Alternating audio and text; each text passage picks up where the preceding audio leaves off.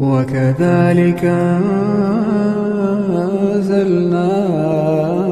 إليك الكتاب فالذين آتيناهم الكتاب يؤمنون به ومن هؤلاء من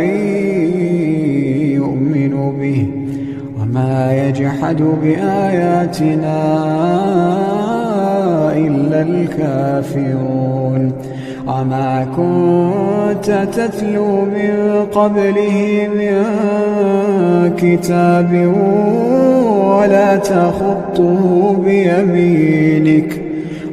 تخطه بيمينك إذا لارتاب المبطلون